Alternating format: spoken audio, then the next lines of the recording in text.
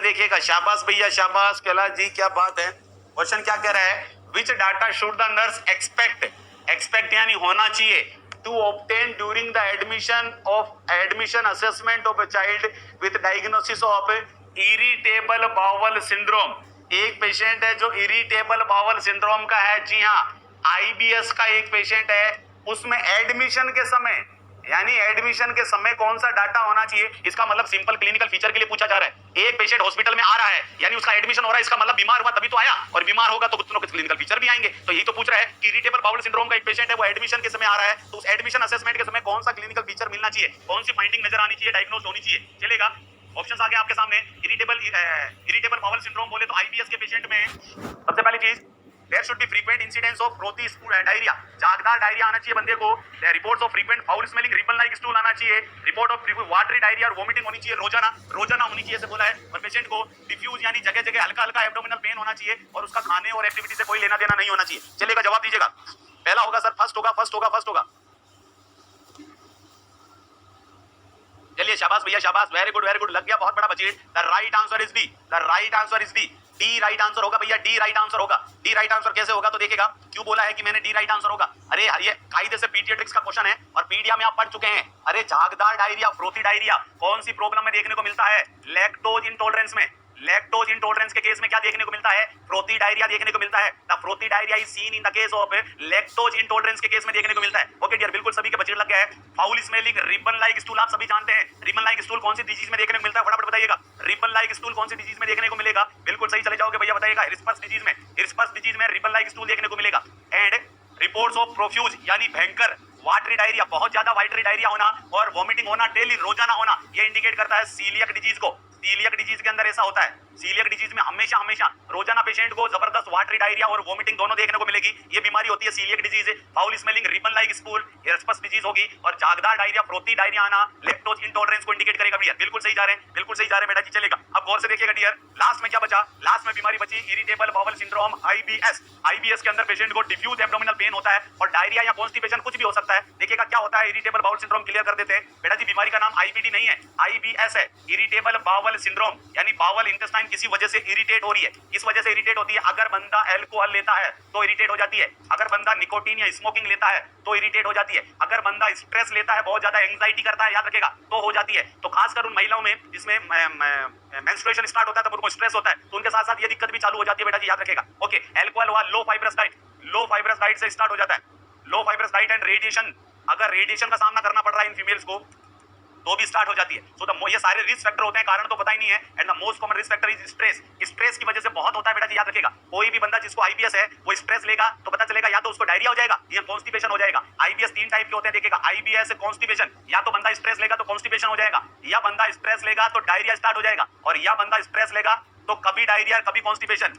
बिल्कुल, अरे कभी तो अकाल पड़ जाएगा, कभी मूसलाधार बारिश हो जाएगी, बाढ़ आ जाएगी, और कभी तो पता ही नहीं चलेगा कब अकाल और कब बाढ़, ऐसा सीन देखने को मिलता है। बीमारी क्या कहलाती है, इरिटेबल बाउल सिंड्रोम कहलाती है। ऐसा क्यों होता है ये भी देखिएगा, इसके दो कोजेस बताए गए हैं, आपको बहुत अच्छे से याद करना है। अगर आईबीएस के कोजेस की बात आ जाती है कि कौन से दो कारण होंगे, पहला कारण देखिएगा बेटा जी, over growth of normal flora. ऐसा माना जाता है, कंफर्म नहीं हुआ है, कि जीआईटी के नॉर्मल फ्लोरा जो है, जीआईटी के जो नॉर्मल फ्लोरा होते हैं कौन कौन से होते हैं, केईईपी, जीआईटी के नॉर्मल फ्लोरा होते हैं केईईपी, जी हां, Klebsiella, E coli, Enterobacter, Proteus, Pseudomonas, these are the normal flora of GIT. तो जीआईटी के नॉर्मल फ्लोरा की ओवर ग्रोथ से होता है। और दूसरा, ब्रेन बाउल एक्सिस के एबनॉर्मलिटी होने से, ब्रेन बाउल एक्सिस एबनॉर्मलिटी, यानी हमारी जीआईटी में जब भी खाना आता है, जब भी हमारी जीआईटी में खाना आता है तो वहां से मैसेज ब्रेन के पास जाता है, ब्रेन ऑर्डर वापस जीआईटी को देता है, मूवमेंट होते हैं। अगर ब्रेन और जीआईटी के रिलेशन में गड़बड़ी हो जाए, अगर जीआईटी और ब्रेन के रिलेशन में गड़बड़ी हो जाए तो इस चीज को किस नाम से जाना जाएगा, इसे ब्रेन बाउल एक्सिस एबनॉर्मलिटीज बोला जाएगा। ब्रेन से एबनॉर्मल ऑर्डर आते हैं इंटेस्टाइन के पास, इंटेस्टाइन से एबनॉर्मल मैसेज जाते हैं ब्रेन के पास, इस गड़बड़ी को ब्रेन बाउल एक्सिस एबनॉर्मलिटी कहते हैं। लेकिन ज्यादा बड़ा कारण कौन सा देखने को मिला है, over growth of normal flora सबसे बड़ा कारण देखने को मिला है। और ऐसे नॉर्मल फ्लोरा को खत्म करने के लिए, नॉर्मल फ्लोरा यानी बैक्टीरिया होते हैं, और बैक्टीरिया को खत्म करने के लिए क्या दी जाएगी, एंटीबायोटिक दी जाएगी। कौन सी एंटीबायोटिक दी जाएगी, रिफाक्सिमिम दी जाएगी, रिफाक्सिमिम। अरे रिफाम्पिसिन नहीं है, वो एंटी ट्यूबरकुलर है, rifampicin is anti tuberculous drug, this is anti tubercular drug है, एटीडी है, एंटी ट्यूबरकुलर ड्रग होती है। जबकि ये मैं इस दूसरी एंटीबायोटिक की बात कर रहा हूं, दैट इज रिफाक्सिमिम, और ये रिफाक्सिमिम बेटा जी drug of choice for IBS, drug of choice for IBS, irritable bowel syndrome की ड्रग ऑफ चॉइस कौन सी होती है? तो रिफॉक्सिमिम होती है। ये कंसेप्ट हमेशा याद रखेगा। चलेगा बेटा जी। नीतू कंबोज इसके बाद बिल्कुल करवा देंगे बेटा जी। एक एक सिम्टम सिस्टम वाइज ले रहे हैं, अब चिंता ना करें। अब सिस्टम वाइज पोस्टमार्टम किया जा रहा है। आज की क्लास में डाइजेस्टिव पूरा कर दिया जाएगा। ओके डियर, अब समझ में आ गया होगा। रिफॉक्सिमिम ड्रग ऑफ चॉइस है। मोस्ट कॉमन कॉज ओवरग्रोथ है। 3 टाइप का होता है, कॉन्स्टिपेशन, डायरिया और मिक्स्ड होता है। क्या क्या रिस्क फैक्टर है वो भी क्लियर होगी। अब इस वजह से जब भी कॉन्स्टिपेशन होगा, जब भी कॉन्स्टिपेशन डायरिया होगा, तो पेशेंट को डिफ्यूज एब्डोमिनल पेन फील होगा। सीवियर एब्डोमिनल पेन फील नहीं होगा, डिफ्यूज एब्डोमिनल पेन होगा। मील और एक्टिविटी से लेना देना नहीं होगा। किससे लेना देना होगा? स्ट्रेस से लेना देना होगा। याद रखेगा, स्ट्रेस की वजह से होने वाली बीमारी है। ओके डियर, अगला क्वेश्चन क्या कह रहा है? शाबाश, वेरी गुड। रिफॉक्सिमिम, रिफॉक्सिमिम सही बोल रहे भैया। अगले क्वेश्चन की तरफ मूव करते हैं। नेक्स्ट क्वेश्चन क्या कहता है? A client who has history of chronic ulcerative colitis, ulcerative colitis का एक पेशेंट है, इज डायग्नोज्ड विद एनीमिया, और उसको क्या प्रॉब्लम हो गई है? एनीमिया भी हो गई है। होप सो ये आपके टेस्ट सीरीज में भी क्वेश्चन था, आपके टेस्ट सीरीज में भी क्वेश्चन था बेटा जी, जो आपकी एमएसएन के क्या कह सकते हैं, आपके एमएसएन ओलंपियाड रन कर रहे हैं, उन ओलंपियाड एमएसएन ओलंपियाड में भी ये क्वेश्चन था कि एक पेशेंट है क्रोनिक अल्सरेटिव कोलाइटिस का और उसमें एनीमिया डायग्नोस किया गया है। The nurse interprets that which factor is most likely, which factor is most likely responsible for anaemia in this patient. इस पेशेंट में एनीमिया के लिए कौन जिम्मेदार है? क्वेश्चन ये था, ये नहीं पूछा था कि एनीमिया के लिए कौन जिम्मेदार है, क्वेश्चन ये था इस पेशेंट में एनीमिया के लिए कौन जिम्मेदार है। और चलते हैं ऑप्शंस की तरफ, हियर वी गो। और आपके ऑप्शंस आ गए हैं। आपके ऑप्शंस क्या कह रहे हैं देखिएगा बेटा जी, कि ब्लड लॉस कारण होगा, इंटेस्टाइनल हुकवर्म कारण होगा, इंटेस्टाइनल माल एब्जॉर्प्शन कारण होगा, और decrease intake of dietary iron, dietary iron की कमी कारण होगा। जेके राजपूत जी कह रहे हैं कि विटामिन बी12, भैया वो तो स्मॉल इंटेस्टाइन में ऑब्जॉर्ब होता है, और यहाँ कारण आपका अल्सरेटिव कोलाइटिस लार्ज इंटेस्टाइन की बीमारी है। विटामिन बी12 तो स्मॉल इंटेस्टाइन में ऑब्जॉर्ब होता है बेटा जी। चलेगा, क्या बात है भैया। राइट आंसर आ गया है A, and the right answer is A, blood loss. Right answer A होगा भैया जी, ब्लड लॉस होगा। बिल्कुल सही कहा, blood loss is the right answer. ऐसा क्यों बोल रहे हैं देखिएगा, हल्का सा पहले इस डिजीज को समझ लेते हैं, उसके बाद सारी चीजें क्लियर हो जाएगी। इन्फ्लामेटरी बाउल डिजीज, बीमारी का नाम क्या होगा? आईबीएस नहीं, आईबीडी, इन्फ्लामेटरी बाउल डिजीज। अभी हमने आईबीएस देखी थी, अब हम बात कर रहे हैं आईबीडी की, इन्फ्लामेटरी बाउल डिजीज। क्लियर है डियर? देखिएगा, दो बीमारियां शामिल होती है, एक होती है Crohn's disease, the first one is Crohn's disease, Crohn's disease, and the second one is ulcerative colitis. The second one is ulcerative colitis. Ulcerative colitis किसको सफर करती है? रेक्टम और कोलन को। इसमें रेक्टम और कोलन प्रभावित होते हैं, जबकि इसमें किसी भी जगह पैदा कुछ भी हो सकता है, लेकिन मोस्ट कॉमन साइट क्या होगी इसकी? इलियम होगी। मोस्ट कॉमन साइट इलियम होगी बेटा जी, हमेशा याद रखेगा। अगर क्रॉन्स डिजीज का क्वेश्चन आता तो बात अलग थी, अल्सरेटिव कोलाइटिस का क्वेश्चन आया बेटा जी, दोनों में ब्लीडिंग होगी। इसमें होने वाली ब्लीडिंग किस फॉर्म में होगी? स्मॉल इंटेस्टाइन से जो ब्लीडिंग होती है वो मेलेना फॉर्म में होती है, हम समझ चुके हैं। और लार्ज इंटेस्टाइन में होने वाली ब्लीडिंग किस फॉर्म में होती है बेटा जी? हिमेटोचेजिया के फॉर्म में होती है। हिमेटोचेजिया एंड मेलेना, ये कंसेप्ट क्लियर कर ली गया डियर। हिमेटोचेनी बिल्कुल एक खूनी दरिंदा जो बार बार आता है, दर्द कर जाता है और हम कुछ भी नहीं कर सकते, उस बीमारी को कहा जाता है इन्फ्लामेटरी बाउल डिजीज। बिल्कुल, vitamin B12 in ileostomy and ileum related problems, बिल्कुल सही कह रहे हैं बेटा जी। चलेगा, वेरी गुड सही है। अब देखिएगा डियर, तो अगर पेशेंट को अल्सरेटिव कोलाइटिस है तो पेशेंट को ब्लीडिंग होगी किस फॉर्म में? हिमेटोचीजिया में, और ब्लीडिंग होने की वजह से बंदे को क्या हो जाएगा? एनीमिया हो जाएगा। गलत क्यों कहा जा रहा है देखिएगा बेटा जी, हुकवर्म इन्फेस्टेशन से भी एनीमिया होता है, लेकिन यहाँ पेशेंट अल्सरेटिव कोलाइटिस का है, और अल्सरेटिव कोलाइटिस में हुकवर्म का इन्फेस्टेशन नहीं होता। इंटेस्टाइनल माल एब्जॉर्प्शन भी हो सकता है, लेकिन ये क्रॉन्स डिजीज में होगा। क्रॉन्स डिजीज में most common site of absorption is small intestine. बेटा जी क्रॉन्स डिजीज में होगा क्योंकि सबसे ज्यादा एब्जॉर्प्शन कहां होता है? स्मॉल इंटेस्टाइन में होता है, मोस्ट कॉमन एब्जॉर्प्शन। तो आपको एब्जॉर्प्शन की वजह से अगर कोई तकलीफ हो रही है, इसका मतलब क्रॉन्स डिजीज में होती है बेटा जी, अल्सरेटिव कोलाइटिस में नहीं होती। और decrease intake of dietary iron, भैया खाने पीने में कोई कमी नहीं आती पेशेंट के, लेकिन यहाँ इन्फ्लेमेशन है, तो ये भी रॉन्ग हो गया, ये भी रॉन्ग हो गया, ये भी रॉन्ग हो गया। राइट आंसर क्या हो गया डियर? ब्लड लॉस हो गया। बिल्कुल, बहुत जल्दी आएंगे बेटा जी, बहुत जल्दी रेशनल भी दे दिए जाएंगे आपको। पांचों टेस्ट हो जाने दीजिएगा, पांचों टेस्ट होते ही आपको रेशनल दे दिए जाएंगे। ओके डियर, अगला क्वेश्चन क्या कह रहा है देखिएगा, रीड आउट कीजिएगा।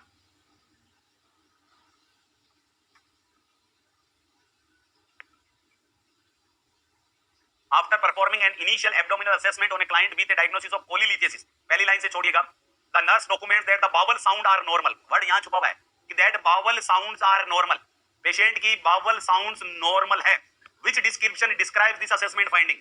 यानी कौन सी चीज ये बता रही है कि नॉर्मल बावल साउंड है? क्वेश्चन कोलिलिथियसिस का नहीं है, क्वेश्चन कोलिलिसर कल के टेस्ट की रैंक नहीं आई क्या बेटा जी? आ गई होगी, बिल्कुल आ गई होगी, चिंता ना करें। क्वेश्चन क्या कह रहा है? आफ्टर परफॉर्मिंग, टेक्निकल टीम सुन रही है बेटा जी, जवाब आ गया, आपके पास आई नहीं, पता नहीं, अगर नहीं आई है तो डाल दी जाएगी। चलेगा सर, पेपर को अटेंड करने के बाद दोबारा आंसर देखें। नहीं भैया, दोबारा नहीं होता, एक ही बार होता है। रामलाल जी गुणपाल, हमने कहा था कि नॉर्थ साइड के तारे का एग्जाम होगा, नॉर्थ साइड में दोबारा मौका नहीं मिलता, वैसे यहाँ पे भी दोबारा मौका नहीं मिलेगा। एक बार सबमिट करने के बाद, एक बार सबमिट कर दिया तो दोबारा मौका नहीं मिलेगा। ठीक है बेटा जी, उसका सारा रेशनल देंगे, चिंता ना करें आप।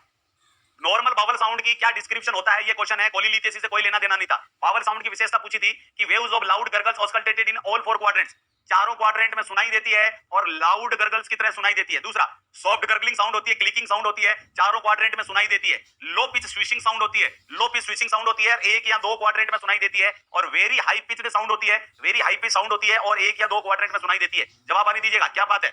राइट आंसर क्या होगा डियर? मंजूर अली जी कह रहे हैं ए होगा, प्रीतम कुमार जी ने कह रहे हैं कि ए होगा, चलेगा, ए होगा, ए होगा, सी होगा, ए होगा, बावल साउंड का क्वेश्चन है, चलेगा, ए होगा, ए होगा, कुलदीप सिंह जी कह रहे हैं कि बी होगा, तनु जी ने कह रहे हैं कि ए होगा, नहीं भैया पंकज जी ने कह रहे हैं बी होगा, बिल्कुल सही दिशा में जा रहे हैं बेटा जी, the right answer is B, the right answer is B. क्या होता है बेटा जी देखिएगा बावल साउंड, उसके बारे में क्लियर कर दूं पहले।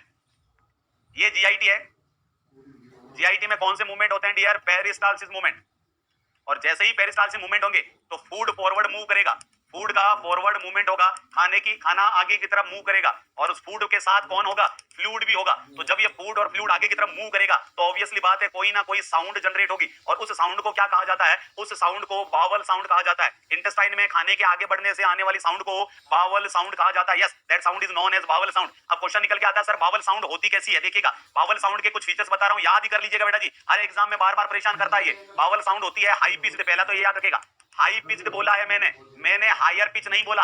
एग्जामिनर कंफ्यूजन करने के लिए लिखेगा हायर पिच्ड, इसका मतलब वो गलत हो जाएगा, नहीं, हायर वर्ड अलग है, हाई अलग है, हाई पिच लिखा है, हायर नहीं लिखा है, या मोर हाई, एक्स्ट्रा हाई, वो सारी गलत चीज होती है, केवल हाई पिच लिखा आना चाहिए। हाई पिच साउंड होती है, सॉफ्ट गर्गलिंग साउंड होती है, याद रखेगा, लाउड गर्गलिंग साउंड नहीं होती। हमने पढ़ा कि सर ये गर्गलिंग साउंड होती है, जैसे हम गर्गल्स करते हैं बिल्कुल गार्गल्स की तरह होती है, लेकिन याद रखिएगा बहुत तेज गर्गल्स नहीं होते, सॉफ्ट गर्गल्स होते हैं, लाउड गर्गल्स नहीं होते। No, these are not loud gargles, loud gargles नहीं होते, सॉफ्ट गर्गल्स होते हैं बेटा जी, याद रखिएगा। क्लियर है जी? So this is a soft gargling sound, high pitch sound, और ऑल फोर क्वाड्रेंट्स, चारों क्वाड्रेंट्स में ऑस्कल्टेट की जा सकती है, चारों क्वाड्रेंट्स में स्टेथोस्कोप की मदद से सुनी जा सकती है बेटा जी, याद रखिएगा। क्लियर है? ये वर्ड हमेशा याद रखिएगा, ऑल फोर क्वाड्रेंट्स में सुनी जा सकती है, सॉफ्ट गर्लिंग होती है, हाई पिच्ड होती है। सीक्वेंस क्या होता है सुनने का? सीक्वेंस क्या होता है सुनने का? अगर ये एब्डोमिनल कैविटी है, अगर ये एब्डोमिनल कैविटी है और ये चार क्वाड्रेंट्स आगे बेटा जी, यहां अम्बलाइकस होती है, ये चार क्वाड्रेंट हो गए। सबसे पहले राइट लोअर क्वाड्रेंट में सुनना है, उसके बाद राइट अपर क्वाड्रेंट में सुनना है, उसके बाद लेफ्ट अपर क्वाड्रेंट में सुनना है, और सबसे लास्ट में लेफ्ट लोअर क्वाड्रेंट में सुनना है। क्लॉकवाइज सुना जाता है। मैक्सिमम कहां सुनने को मिलेगी? तो जवाब आएगा मैक्सिमम इलियोसिकल वाल पे, इलियोसिकल वाल पे सबसे ज्यादा बावल साउंड सुनाई देती है, यहां सबसे अच्छे पेरिस्टाल्सिस मूवमेंट आते हैं। कितनी देर तक सुनना चाहिए? कम से कम कितनी देर तक सुनना चाहिए? मिनिमम बेटा जी 2 मिनट तक, हर क्वाड्रेंट में कम से कम 2 मिनट तक सुनना है, minimum 2 minute, minimum 2 minute, 2 minute से कम नहीं, 2 मिनट तक यहां सुनना है, फिर 2 मिनट यहां सुनना है, 2 मिनट यहां सुनना है, 2 मिनट यहां सुनना है। हर क्वाड्रेंट में कम से कम 2 मिनट सुनना चाहिए। सर हायर और हाई में क्या डिफरेंट होता है? प्रीतम कुमारी बेटा, प्रीतम कुमार जी ने वही होता है जो टॉल और टॉलर में होता है। टोल का मतलब होता है लंबा, और टॉलर का मतलब लंबे से भी लंबा। टोल का मतलब हो जाएगा लंबा, और टॉलर का मतलब लंबे से भी लंबा। क्लियर है बेटा जी? याद रखेगा। और टॉलेस्ट का मतलब सबसे लंबा, वही comparative degree, superlative degree, normal degree वाला कांसेप्ट होता है। तो हाई का मतलब हाई पिच यानी तीखी आवाज, तेज आवाज, और हायर पिच यानी हाई से भी ऊपर वाली। ओके डियर, चलेगा, बिल्कुल कांसेप्ट याद रखेगा। मैक्सिमम राइट लोअर क्वाड्रेंट में इलियोसिकल वाल में मिनिमम 2 मिनट का समय देना होता है, और एक ही चीज लिखनी होती है आपको, प्रेजेंट या एब्सेंट, प्रेजेंट या एब्सेंट, ऐसा करके देखिएगा आपको लिखना होता है बेटा जी। साउंड कैसी थी? हाइपर एक्टिव साउंड थी, ज्यादा सुनाई देती है यानी हाइपर एक्टिव बाउल साउंड होगी। नॉर्मल सुनाई देगी तो नॉर्मल बाउल साउंड, और कम देगी तो हाइपो एक्टिव बाउल साउंड। इस तरह सुना जाता है बेटा जी। नंबर नहीं लिखे जाते, फ्रीक्वेंसी नहीं लिखी जाती, क्योंकि फ्रीक्वेंसी चेंज होती रहती है। खाना खाया है तो बाउल साउंड की फ्रीक्वेंसी अलग होगी, भूखा है तो बाउल साउंड की फ्रीक्वेंसी अलग होगी, लिक्विड डाइट है तो फ्रीक्वेंसी अलग होगी, सॉलिड डाइट है तो फ्रीक्वेंसी अलग होगी। सो फ्रीक्वेंसी नहीं लिखी जाती, फ्रीक्वेंसी नहीं लिखी जाती। बिल्कुल प्रीतम कुमार जी ने बेटा, सीक्वेंस से ही सुनना जरूरी होता है। क्लियर है? सीक्वेंस से ही सुना जाता है, याद रखेगा। कभी भी फ्रीक्वेंसी नोट नहीं की जाती, बस देखना है हाइपर एक्टिव है या हाइपो एक्टिव है, हाइपर है या हाइपो है, ये कांसेप्ट ध्यान रखेगा। चलेगा, अब क्वेश्चन की तरफ मूव करते हैं। देखिएगा एक एक वर्ड को देखिएगा। सबसे पहले तो यहां देखिएगा ऑल फोर क्वाड्रेंट इसमें भी है, ऑल फोर क्वाड्रेंट इसमें भी है। यहां लिखा है 1 एंड 2 क्वाड्रेंट, सो गलत हो गया। वॉवल साउंड सभी क्वाड्रेंट में सुनाई देती है, इसने भी लिखा 1 और 2 क्वाड्रेंट, तो ये गलत हो गया। अब देखिएगा यहां गरगल सुनाई दे रहे हैं, बिल्कुल सही है। यहां पे भी गरगल सुनाई दे रहे हैं, बिल्कुल सही है। लेकिन यहां लाउड गरगल्स आ गया बेटा जी, गलत हो गया। यहां सॉफ्ट गरगल आ गए, राइट आंसर हो गया। गरगल सॉफ्ट होनी चाहिए, क्लिकिंग साउंड होनी चाहिए, ऑल फोर क्वाड्रेंट्स में होनी चाहिए। अब गौर से देखिएगा, एक एक चीज को क्लियर कर दूं। सबसे पहला ऑप्शन जो क्या कह रहा है कि चारों क्वाड्रेंट में सुनाई दे रही है, बिल्कुल सर, इसका मतलब बावल साउंड ही है, और गरगल से इसका मतलब बावल साउंड है। लेकिन ज्यादा गरगल से इसका मतलब हाइपर एक्टिव बावल साउंड है, नॉर्मल बावल साउंड नहीं है। These are hyper active bowel sound, hyper active bowel sound है, नॉर्मल बावल साउंड नहीं है। हाइपर एक्टिव बाउल साउंड ज्यादा तेज बाउल साउंड है, नॉर्मल बाउल साउंड नहीं है। Normal bowel sound soft gurgling clicking होती है। आगे देखिएगा लो पिच की साउंड है, साथ में ही स्विचिंग साउंड। अरे ये जहां पे भी स्विचिंग वर्ड आ जाए आपको याद रखना है ब्रूट। ब्रूट के लिए क्या वर्ड काम में आएगा? ब्रूट के लिए स्विचिंग वर्ड आता है, और ब्रूट का मतलब होता है sound in blood vessels, sound in blood vessels. Blood vessels में सुनाई देने वाली आवाज को क्या कहा जाता है? तो जवाब आएगा ब्रूट साउंड सुनाई देते हैं। क्लियर है? ब्रूट साउंड का मतलब क्या होता है? ब्रूट का मतलब होता है बेटा जी, bruit is the sound, bruit is the sound, switching sound that is heard in a blood vessel. जो ब्लड वेसल्स में ऑस्कल्टेट की जाती है उस साउंड को ब्रूट साउंड कहा जाता है बेटा जी। नॉर्मल नहीं होती। अगर कोई प्रोसीजर करवा रखा है, अगर आपने फिस्टुला वगैरह बनवा रखा है तो बात अलग है। अगर आप नॉर्मल एब्डोमिनल एग्जामिनेशन करो और आपको ब्रूट साउंड सुनाई दे तो याद रखिएगा वो इंडिकेट करती है एब्डोमिनल एन्यूरिज्म को, एब्डोमिनल एन्यूरिज्म को इंडिकेट करती है, एब्डोमिनल एओर्टा एन्यूरिज्म को इंडिकेट करती है। This is not normal, not normal, normal cases में एब्डोमेन में ब्रूट साउंड सुनाई नहीं देनी चाहिए। हाँ, हेवी आर्टरियो वीनस फिस्टुला वगैरह करा रखा है तो फिस्टुला पे जरूर आपको सुनाई दे सकती है, याद रखिएगा। अदरवाइज दैट मींस ए, बिल्कुल ठाकुर मीनाक्षी जी, that means A abnormal case में होते हैं। This is abnormal case. Hyper active में बावल साउंड हाइपर एक्टिव होती है। नॉर्मल बावल साउंड पूछा है, देखिएगा यहां पूछा था कि बावल साउंड नॉर्मल है, तो नॉर्मल बावल साउंड का आंसर क्या होगा? ए होगा बेटा जी। ओके डियर, चलेगा। तो तीसरा किसको इंडिकेट करता है? Bruit sound. स्विचिंग यानी bruit sound, not normal sound auscultated in blood vessel, specially in the case of abdominal aneurysm. ये कांसेप्ट क्लियर कर लीजिएगा। फिस्टुला पे नॉर्मल होती है लेकिन एब्डोमेन में नॉर्मल नहीं होती। लास्ट में वेरी हाई पिच, देखिएगा एक वर्ड मैंने कहा था हाई पिच होती है, लेकिन इन्होंने हाई पिच के आगे क्या वर्ड लगा दिया? वेरी हाई पिच लगा दिया बेटा जी। बहुत ज्यादा हाई पिच यानी hyper peristalsis. Hyper peristalsis, hyper peristalsis है, इसका मतलब नॉर्मल बावल साउंड नहीं है। बावल साउंड कैसी है? हाइपर एक्टिव बावल साउंड है। This is non bowel sound, hyper active bowel sound है। सर इसने क्वाड्रेंट 1 और 2 ही तो लिखा है। ऐसा तब होता है जब इंटेस्टाइनल ऑब्स्ट्रक्शन हो। अरे अभी थोड़ी देर पहले तो बताया था कि अगर मैकेनिकल इंटेस्टाइनल ऑब्स्ट्रक्शन है, अगर मैकेनिकल इंटेस्टाइनल ऑब्स्ट्रक्शन की शुरुआती अवस्था है तो मैकेनिकल इंटेस्टाइनल ऑब्स्ट्रक्शन की इनिशियल स्टेज में क्या होता है? सर गाड़ी को कीचड़ में से निकालने के लिए जोर ज्यादा लगाते हैं, हाइपर पेरिस्टाल्सिस होता है। तो हाइपर पेरिस्टाल्सिस कब होगा? जब मैकेनिकल इंटेस्टाइनल ऑब्स्ट्रक्शन हो रहा है, और उस केस में वेरी हाई पिच या हायर पिच साउंड सुनाई देगी, लाउड रश सुनाई देगा, और जो एक या दो क्वाड्रेंट्स में ही सुनाई देगा। क्लियर बेटा जी, चलेगा। वो कैसे होता है सर? रश्मि सिंह चार कौन बेटा जी, कौन कैसे होता है? किसके लिए पूछ रहे हैं, समझा नहीं मैं। ओके डियर, तो समझ में आ गया होगा। एक एक फाइंडिंग्स को अच्छे से याद कर लीजिएगा। ये बेटा जी डायरिया को इंडिकेट करती है। हाइपर पेरिस्टाल्सिस डायरिया के केस में ऐसा होता है। ये नॉर्मल फाइंडिंग है, हमेशा याद रखना। ये किसके केस में देखने को मिलेगा? एब्डोमिनल एन्यूरिज्म में देखने को मिलेगा, और ये इंटेस्टाइनल ऑब्स्ट्रक्शन में देखने को मिलेगा। वो डिजीज कंडीशन भी बता दी मैंने जब ये चीजें फाइंड आउट होगी। ओके डियर, आगे मूव करते हैं। अगला क्वेश्चन क्या कह रहा है देखिएगा। नेक्स्ट आपके सामने अगला क्वेश्चन क्या कह रहा है डियर, देखिएगा। नेक्स्ट क्वेश्चन की तरफ मूव कीजिएगा। A client is diagnosed with cholecystitis. अच्छा, पिछले क्वेश्चन को भी थोड़ा सा और देख लेते हैं। पिछले क्वेश्चन के अंदर देखिएगा कोलीलिथियासिस का जिक्र था। कोलीलिथियासिस का जिक्र था, तो थोड़ा कोलीलिथियासिस के बारे में एक्सप्लेन कर देते हैं। कोली का मतलब होता है बेटा जी बाइल। कोली का मतलब होता है बाइल, और लिथियासिस का मतलब होता है स्टोन फॉर्मेशन। कोलीलिथियासिस का मतलब होता है डियर स्टोन फॉर्मेशन। बाइल का स्टोन बन जाना कोलीलिथियासिस कहलाता है। मोस्ट कॉमन साइट अगर आपसे पूछी जाए तो आपका जवाब होगा neck of gall bladder. Neck of gall bladder, gall bladder में सबसे ज्यादा बनता है। कहीं पे भी स्टोन बनो उसके 3 सिद्धांत होते हैं। या तो उस चीज में कोई सी चीज को हद से ज्यादा भर दिया जाए, सुपर सैचुरेशन। सुपर सैचुरेशन पहला सिद्धांत होता है बेटा जी। कोलीलिथियासिस तब होगा जब बाइल में कोई चीज हद से ज्यादा भर दी जाएगी। हद से ज्यादा कोलेस्ट्रॉल हो जाएगा तो कोलेस्ट्रॉल पेंदे पे बैठ जाएगा। हद से ज्यादा अगर बाइल पिगमेंट हो जाएगा तो बाइल पिगमेंट पेंदे पे बैठ जाएगा, कैल्शियम से जुड़ जाएगा। याद रखिए बेटा सर, मेनली कौन से क्वाड्रेंट में ऑस्कल्टेट होते हैं? बेटा जी राइट लोअर क्वाड्रेंट बताया मंजूर अली बेटा। राइट लोअर क्वाड्रेंट में सबसे पहले और सबसे ज्यादा ऑस्कल्टेशन किया जाता है, क्योंकि वहां बाउल साउंड सबसे अच्छी होती है। अब देखिएगा, पहला सिद्धांत हो गया सुपर सैचुरेशन, दूसरा हो गया बाइल का ठहराव स्टेसिस। क्लियर है? ये दो बेसिक सिद्धांत है, सुपर सैचुरेशन और स्टेसिस। किसी चीज का हद से ज्यादा हो जाना और बाइल का ठहर जाना, उस वजह से वो जो ज्यादा चीज है वो पेंदे पे बैठ जाएगी और स्टोन बना देगी। मोस्ट कॉमन टाइप अगर आपसे पूछे कि कौन से टाइप का होता है, क्लियर है, तो आपका जवाब होगा मिक्स्ड टाइप का। मिक्स टाइप का मतलब कौन कौन? कोलेस्ट्रॉल प्लस पिगमेंट दोनों वाले, कोलेस्ट्रॉल और पिगमेंट दोनों वाले। लेकिन अगर ये ऑप्शन में ना हो तो आपको जवाब देना है कोलेस्ट्रॉल स्टोन, यानी सबसे ज्यादा कोलेस्ट्रॉल से स्टोन बन जाते हैं। बाइल में कोलेस्ट्रॉल आता है, बनाता कौन है? लीवर। डालता किसमें? बाइल में। अगर बाइल में हद से ज्यादा कोलेस्ट्रॉल आएगा तो वो कोलेस्ट्रॉल आके पेंदे पे जम जाएगा, स्टोन बना देगा, और उस स्टोन को क्या कहा जाता है? कोलीलिथियासिस कहा जाता है। ये कंसेप्ट याद रखिएगा डियर। ओके डियर, कैसे ट्रीटमेंट किया जाएगा याद रखिएगा। इसके लिए बाइल साल्ट दिए जाते हैं। ट्रीटमेंट की बात की जाए तो बाइल साल्ट दिए जाते हैं बेटा जी। कौन से बाइल साल्ट दिए जाते हैं? अर्सोडियोल एंड चिनोडियोल। दो बाइल साल्ट दिए जाते हैं जिनको कहते हैं अर्सोडियोल चिनोडियोल, और ये बाइल साल्ट उस स्टोन को मेल्ट डाउन करवा देते हैं। अर्सोडियोल एंड चिनोडियोल। ओके डियर, ये हल्की सी जानकारी किसके लिए बेटा जी? हल्की सी जानकारी आपके बाइल साल्ट के लिए। अगला क्वेश्चन क्या आ रहा है कोलीलिथियासिस का, वो देखिएगा। बहुत ही अच्छा क्वेश्चन होगा। सारे क्लिनिकल फीचर्स यहां से क्लियर हो जाएंगे। कोलीलिथियासिस के सारे क्लिनिकल फीचर यहां से क्लियर हो जाएंगे। एक client is diagnosed with cholecystitis. एक पेशेंट है जो कौन सी प्रॉब्लम से सफर कर रहा है? कोलिसिस्टाइटिस से सफर कर रहा है। The nurse reviews the client's medical report. Nurse client के मेडिकल रिपोर्ट को रिव्यू करती है, देखती है, and expecting to note documentation of which manifestation. कौन से मैनिफेस्टेशन देखने को मिलेंगे, कौन से सिम्टम्स देखने को मिलेंगे। सिंपल सा क्वेश्चन है और साटा क्वेश्चन है। जो जो ऑप्शंस देखने को मिले जवाब दीजिएगा। कोलीलिथियासिस के केस में डिस्पेप्सिया होगा, डार्क स्टूल आएगा, लाइट कलर्ड और क्लियर यूरिन आएगा, फीलिंग ऑफ एब्डोमिनल फुलनेस होगी, रिबाउंड टेंडरनेस होगी, और अपर एब्डोमिनल पेन होगा जो राइट शोल्डर में जाएगा। कौन कौन से क्लिनिकल फीचर है? निडस भी होता है, बिल्कुल होता है बेटा जी, निडस भी होता है, बिल्कुल होता है। तीनों सिम्टम्स होते हैं, सुपर सैचुरेशन, स्टेटिस और निडस। ठीक है, लेकिन जो दो मेन है वो सारे बता दिए मैंने आपको।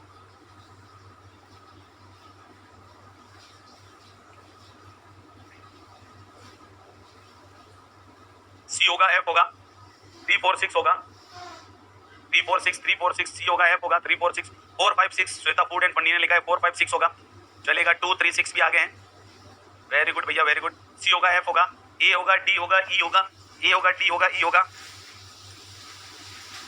चलिए बेटा जी राइट आंसर शो कर देता हूं आपको कि राइट आंसर क्या होगा। द राइट आंसर इज ए। पहला होगा, चौथा होगा, पांचवा होगा और छठा होगा। The right answer is 1456, the right answer is 1456। ऐसा क्यों होगा, सारी चीजें क्लियर कर रहा हूँ, 1456 क्यों होगा, मेंशन क्लियर कर देता हूँ बेटा जी। डिजीज का क्या नाम है सर, कोलीसिस्टाइटिस, बिल्कुल सही कहा, द डिजीज इज कोलीसिस्टाइटिस। कोली का बोले तो बाइल, सिस्ट बोले तो पाउच, यानी बाइल से भरे हुए पाउच का क्या हो जाना, इन्फ्लामेशन हो जाना। बाइल से भरे पाउच का इन्फ्लामेशन हो जाना क्या कहलाता है, कोलीसिस्टाइटिस कहलाता है। और बाइल से भरा हुआ पाउच कौन होता है, गॉल ब्लैडर होता है। सो गॉल ब्लैडर का इन्फ्लामेशन होना क्या कहलाता है, कोलीसिस्टाइटिस कहलाता है। दो तरह का होता है बेटा जी कोलीसिस्टाइटिस, एक होता है कैलकुलस, कैलकुलस, और एक होता है ए कैलकुलस, ए कैलकुलस। इधर देखिएगा, कैलकुलस और एल्कोएल्कुलस में क्या डिफरेंस हुआ। अगर ये गॉल ब्लैडर है और इस गॉल ब्लैडर में स्टोन स्टोन बन गए, यानी कोलीलिथियसिस हो गया। अगर कोलीलिथियसिस हो गया था, गॉल ब्लैडर में स्टोन स्टोन बन गए थे और उस स्टोन की वजह से म्यूकोजा डैमेज होकर इन्फ्लेमेशन हो रहा है, उसे कैलकुलस कोलीसिस्टाइटिस कहा जाएगा। और अगर ये गॉल ब्लैडर है, कोई स्टोन नहीं है, हाँ बाहर से कोई ट्रॉमा लगा या कोई इंजरी होगी और उसकी वजह से हो गया, तो क्या कहलाएगा, ए कैलकुलस कहलाएगा। कोलीलिथियसिस की वजह से होने वाला कैलकुलस कहलाता है और बिना स्टोन के होने वाला ए कैलकुलस कहलाता है। मोस्ट कॉमन कौन सा होता है वो भी देखिएगा डियर, मोस्ट कॉमन होता है calculus. Yes, this is the most common type. जब भी कोलीसिस्टाइटिस का क्वेश्चन आए, एक चीज याद रखना, जब भी कोलीसिस्टाइटिस का क्वेश्चन आए आपको क्या मान के सोल्व करना है, कोलीलिथियसिस मान के सोल्व करना है। दैट्स इट, कंसेप्ट याद कर लीजिएगा। कोलीसिस्टाइटिस का क्वेश्चन आता है तो कोलीलिथियसिस मान के सोल्व करना है। अब गौर से देखिएगा क्या क्या होगा अगर कोलीलिथियसिस हो जाएगा तो। ये लीवर है डियर, ये राइट लेफ्ट हिपेटिक डक्ट है, बना देता हूं diagram. Right hepatic duct, left hepatic duct, common hepatic duct, ये गॉल ब्लैडर होगा, ये सिस्टिक डक्ट होगी, ये कॉमन बाइल डक्ट होगी। और ये जाके किस में ओपन होगी, तो जवाब आएगा ये जाके डिओडिनम के अंदर खोलेगी, डिओडिनम के अंदर ओपन होगा। जी हाँ, ये डिओडिनम के अंदर ओपन होगी। अब देखिएगा, अगर किसी वजह से अगर स्टोन यहाँ कॉमन बाइल डक्ट में आके अटक गया, अगर स्टोन बना यहाँ और वो यूं चलता चलता आया और यहाँ कॉमन बाइल डक्ट में आके अटक गया, बेटा जी याद रखिएगा, इसका मतलब जीआईटी में, इसका मतलब जीआईटी में कौन नहीं आएगा, बाइल नहीं आएगा सर। बाइल नहीं आएगा मतलब कौन नहीं आएगा सर, बाइल पिगमेंट नहीं आएगा, बिल्कुल सही कहा। और कौन नहीं आएगा सर, बाइल साल्ट नहीं आएगा, बिल्कुल सही है भैया। ना तो बाइल पिगमेंट आएगा ना ही बाइल साल्ट आएगा। जब यहाँ बाइल पिगमेंट नहीं आएंगे तो जो स्टूल बाहर आएगा वो बिना बाइल पिगमेंट के आएगा, तो कैसा आएगा, मुल्तानी मिट्टी का आएगा, क्ले कलर्ड स्टूल होगा भैया जी, मुल्तानी मिट्टी जैसा क्ले कलर्ड स्टूल बाहर आएगा। क्योंकि बाइल पिगमेंट, यहाँ बाइल पिगमेंट आते हैं, बनाते हैं स्टर्कोबिलिनोजन, और वही स्टर्कोबिलिनोजन स्टूल को कलर देता है।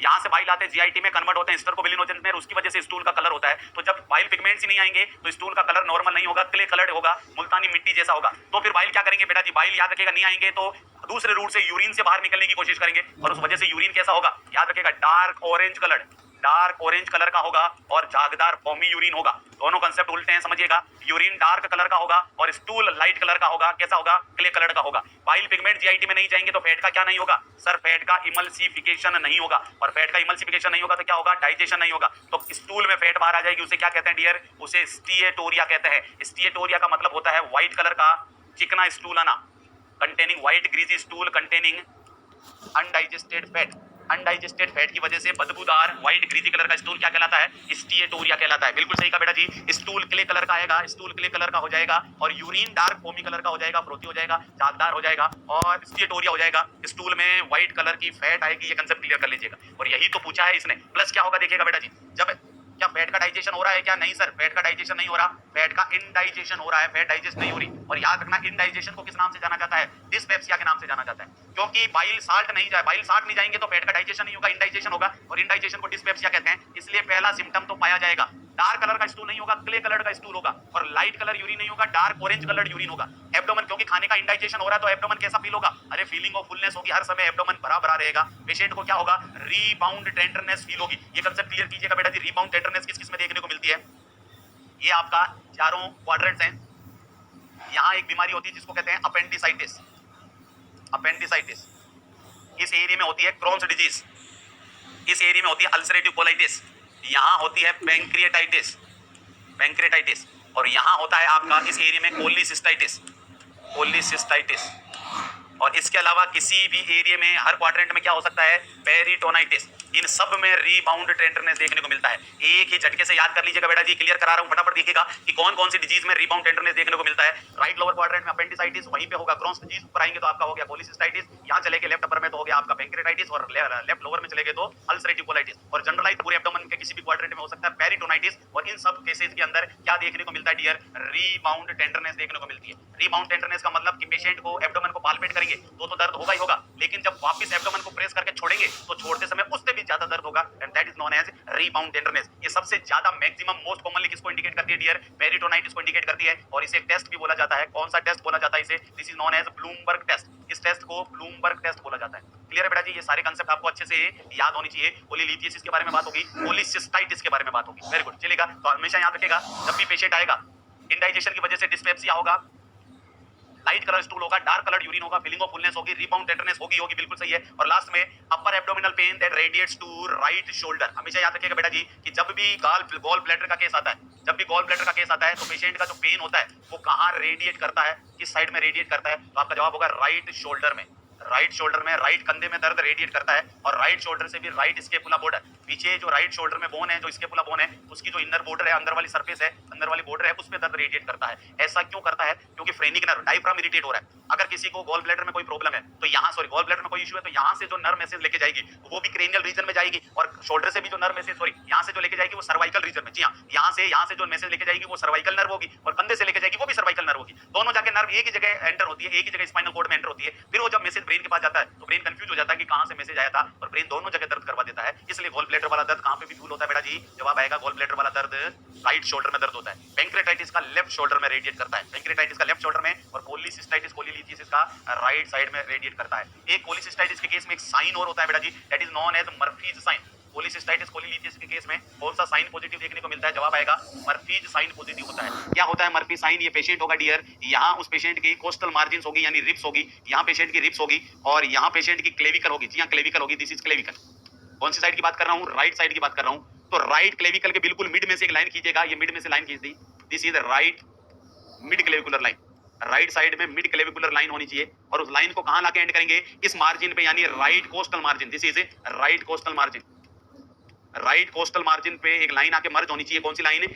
Right mid clavicular line. ये दोनों लाइन जिस जगह पे एक दूसरे को क्रॉस करती है, ये वाला पॉइंट, यहाँ पे अपनी फिंगर्स को इंसर्ट करना है। पहले पेशेंट को क्या कहना देखिएगा, पेशेंट को कहना है डीप एक्सपायर कर। पेशेंट डीप एक्सपायरेशन करेगा, सारी हवा को बाहर छोड़ देगा, तो डायफ्राम कैसा हो जाएगा? अरे डायफ्राम ऊपर चला जाएगा, एलिवेट हो जाएगा, तो गॉल ब्लैडर और लीवर को जगह मिल जाएगी। गॉल ब्लैडर और लीवर, गॉल ब्लैडर यहाँ ऊपर चढ़ जाएंगे। उसके बाद क्या होगा? पेशेंट को आप अपने हैंड को इंसर्ट करेंगे, फिर पेशेंट को कहेंगे क्या कर? डीप इंस्पिरेशन कर। जब पेशेंट डीप इंस्पिरेशन करेगा तो डायफ्राम कैसा होगा बेटा जी? जब पेशेंट डीप इंस्पिरेशन करेगा तो डायफ्राम फ्लैट होगा, डायफ्राम नीचे आएगा, और जब डायफ्राम नीचे आएगा डियर, तो उसके साथ साथ कौन नीचे आ जाएगा? गॉल ब्लैडर और लीवर भी नीचे आएंगे। आपने अपनी अंगुलियां घुसेड़ रखी है यहाँ रिब्स में, आपकी फिंगर्स के गॉल ब्लैडर टच होगा, पेशेंट को अचानक तेज दर्द होगा, वो चिल्ला पड़ेगा, अरे बारे। याद रखिएगा, अगर ऐसा वो अपने चेहरे से कुछ वर्ड निकाल देता है अपने साउंड में, आपको समझना है कि हाथ के टच होने से उसको जबरदस्त दर्द हो रहा है, and this sign is known as a Murphy sign. बस आपको ये लैंडमार्क याद रखने बेटा जी। मिड क्लेविकुलर लाइन होनी चाहिए, mid axillary, anterior axillary, posterior axillary line नहीं, मिड क्लेविकुलर लाइन होनी चाहिए, और राइट साइड का कोस्टल मार्जिन। डीप एक्सपायरेशन के बाद अपनी फिंगर्स को अंदर इंसर्ट करना है, और बाद में डीप इंस्पिरेशन करवाना है, लास्ट में इंस्पिरेशन करवाना है, और इनहेलेशन से होने वाले दर्द को क्या कहा जाता है?